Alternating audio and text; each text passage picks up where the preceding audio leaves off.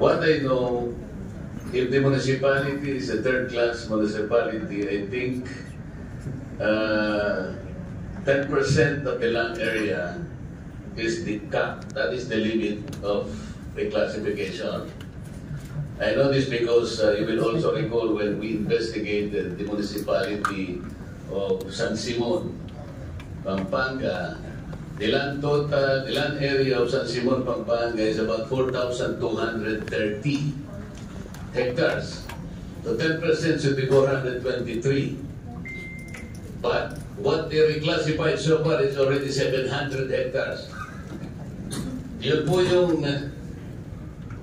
I think whatever lapses that this municipality may have done, it will pay in comparison with that particular municipality in Pampanga. Ganun din po sa Mexico. Hindi ko po alam kung magkano sa fourth class, baka 5%. So makikita lang natin dito, kung lumampas siya ng 5%, medyo may problema. Pero kung halimbawa, 2% pa lang, sapagkat hindi naman sila kagaya ng San Simon, isipin po, 100% nilagpasan po yung limit. Wala pong jurisdiction ng LRA. Doon sa reclassification, may jurisdiction dyan yung DAR. Kasi bago po ninyo ma-reclassify yan, meron pong connection, meron dapat na pag-uusap ang DAR at saka yung Department of Agriculture, lalong-lalo na ba yung agricultural lands. Kasi meron pong irrigable at saka yung irrigated. Sa tuntunin po talagang hindi dapat i-reclassify yun. Ano man ang mangyari. Kaya lang po, nakakalusot talaga. At alam ko naman sa mataas na kahoy, wala. Siguro sa mababang kahoy, meron. Tingnan po ninyo. Ang COA po kasi dapat nakakatulong kayo eh. Ang problema po kasi sa COA ngayon, Mr. Chair, ang kanilang pinananagutan ay yung post-audit. Di po ba post-audit kayo lahat? Ibig sabihin, tapos na po yung programa, tapos na yung project, doon lang kayo papasok. Kumbaga po sa project, kagaya po ng isang dati namin kasama rito, kaibigan pa ni Chairman Paduano. Akala mo gumawa ng housing project doon sa Misamis Occidental eh. Puro katarantaduan ang pinanggalingan. O tinanong ko yung auditor sa Region 10. Alam mo ba nga ako yung pinagtayuan ka ako ng lupa dyan eh. Hindi naman pag-aari ka ako ng Musami City.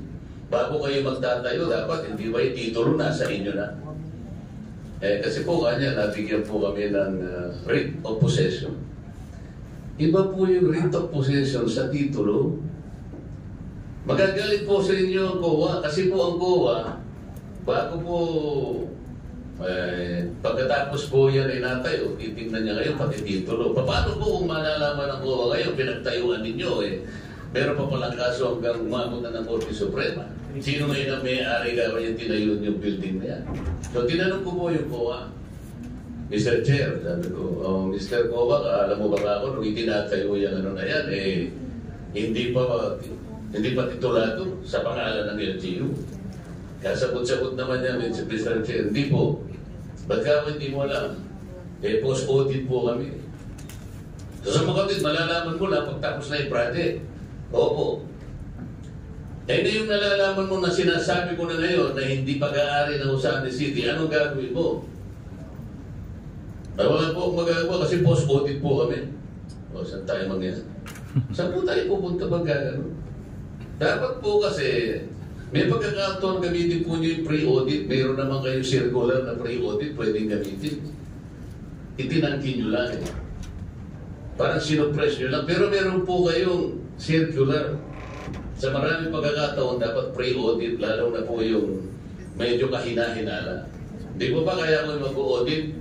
Pag nakita nyo po yung mga expenses or expenditures na tinatagurian yung IUEEU, wala po rin yung IUEEU, di ba? Madam Goa? Ano po yung I? IUEEU. Ano yung I? Irregular. O yung U? Ha? Ano po? Unnecessary. O, dapat memorize. I-U-E-E-O. Isang E. Ano po yung E? Extravagant. O, another E. Excessive. O, another U. Unconscionable. O, yan. I-U-E-E-U. Dapat binabantayan po natin. Dito po nakikita po, wala pong I-U-E-E-U dito. Maaaring may access ng konti sapagkat hindi naman po lahat ay maaaring perfecto. Kasi perfecto lang ang perfecto sa atin. Dapat nakakatulong po kayo lahat. Dapat mahigpit talaga. Alam mo, Mr. Chair, sa bansang Israel, palibasa maliit yung kanilang bansa mo, mas malaki naman tayo. Doon po sa bansang Israel, kapag ka po yung lupa ay dedicated sa pagtatanim, kahit anong mangyari, hindi nila papalitan yun. Habang buhay pong tinatamnan yun. Eh tayo po, meron tayo, ba't naalala po ninyo, 1992, meron po ba taga-DA dito? Mr. Chair, yung taga-DA. Wala ta. 1992 po, naalala po niyo yung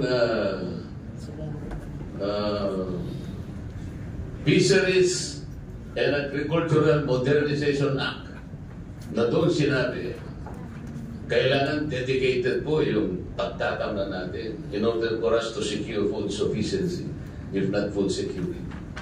Hindi po kayo. May mga mayayaman po may subdivision dyan, nakilala po rin. Puro subdivision. Samantalang, tingnan po ninyo doon sa isang, yun nga po, sinasabi ko sa munisipyo ng San Simon. Sinisipin po ninyo, San Simon. Yung isang barangay na kung tawagin na San Miguel, alam po ni Mr. Chair, kasama po ako doon. Agricultural lang. Nagtayo po siya ng resort. Yung mayor, ganun, kung tatayo ka pa ng resort sa agricultural, pagkatapos, wala siya building permit. Kaya yung mga ginawa po niyo, may mga building permit yan. Tsaka kailangan po, yung nung nireclassify niyo, sumunod po kayo sa tuntunin. Alam ko po, pero yung sa San Simon, wala pong building permit yung resort. Tapos tinanong ko po yung building official, anong gagawin mo? Hindi siya ako kumuha ng building permit. Ay, no-notify ko po na sisirain ko po yung pasisira ko po. Gagawin mo. Gagawin ko po. Ayun po, 3 buwan na nakararaan nung nag-hearing kami. Hanggang ngayon po, nakatayo pa po. COA. Wala naman palang COA ng Region 3, Region 4 pala. Ito po yung nangyayari sa atin. Kaya po, Mr. Chair, kayo na po manguna. Kailangan po ang COA at saka yung DAR at yung LGU, Department of Local Government, magkaisa po para maasuri natin mabuti kung paano nire-reclassify para hindi po mag-compromise yung ating agriculture. Isang araw, gigising po tayo. Wala na po tayong pagtatamnan sapagkat naging subdivision na po lahat. Tingnan po sa Baliwag, tingnan po ninyo nangyari. Ang Baliwag, rice basket po yan. Ngayon, puro subdivision na po lahat. O pinag-aawayan, pati yung tubig ng anggat. Nakutahaba lang tayo. Mr. Chair, maraming salamat sa iyo. Thank you. Napaka-voice mo ngayon Hindi, pinabidyan nga kita You're the first to arrive thank you, Senator Marcoleta. Please take note on that observation kasi nung last hearing, malinaw po, when in fact, the Mayor and Vice Mayor admitted, ay problema sila dun sa purchase of property because of all those requirements. And that should be part of your audit. Diba, hindi ba kasama doon sa audit nyo?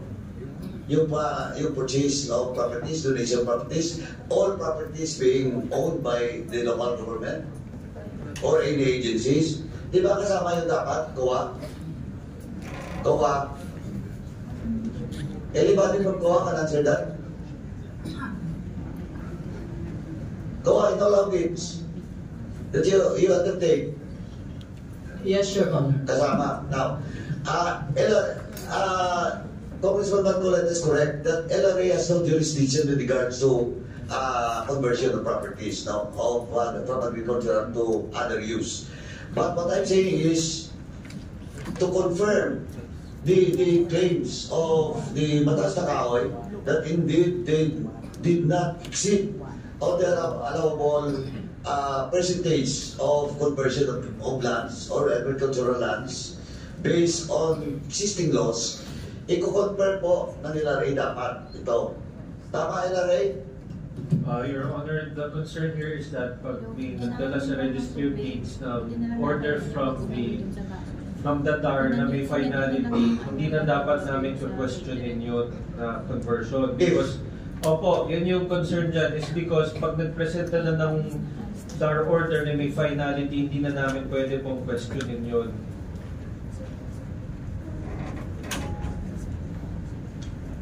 Anyway, Larry, ang tanong mo kasi, ganito, of course, in this case, walang certificate of conversion from the DAR, walang ito, this is the first time that you attended this hearing? Yes, Your Honor. Oh, now, malinaw po, di ba, there are 13 requirements, and most of that requirements is certificate from the DAR, certificate from the NIA, certificate from the DNR, di ba? All agricultural lands. Yung primary po, pag conversion is yung order from the DAR na allowed. Kaya nga po, ang sinasabi ko po, kasi ang next na sagot niya dyan, alam ko na yun.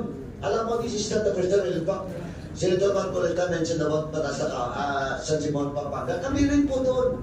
And every question that we raise to the LRA is that ministerial lang po kami. But this time, no, the defense or excuse of the LRA is not acceptable. Hindi na po pwede yun.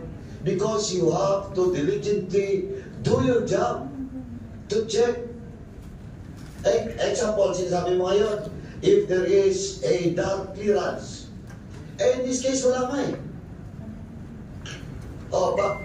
Bakit nyo pinarestro? Unless otherwise, that property being discussed in this hearing or in this investigation ay hindi pa dumating sa inyo. Your Honor, if I may, sa central office po kami, sa main office. I was sent here because we want to know also what is going on at the registry level since na pinapunta po sila. So nagdala po kami ng records officer from the registry of deeds. So sir, let the record registry answer the query. Yes, Your Honor. So are you familiar with the property purchased by Batas na Kahoy? No, Your Honor po. I'm not familiar po with the specific transaction from the LG of Mataas na Kahoy. But as to regards po with the requirements naman po, hindi naman po sir magpuproceed po yung isang transaction na incomplete po yung requirement. Let's say po, very vital po kasi yung... You said that that transaction will not proceed unless otherwise complete yung requirements, tama? Yes po, Your Honor. What ang problema dito sa Mataas na Kahoy? Are you representing the registry? Yes po sir, I am the representative from the Registry of Deeds po of Batangas Province po. Eto, malinaw po, yung property being discussed here, wala pong certificate of conversion from those agencies mentioned.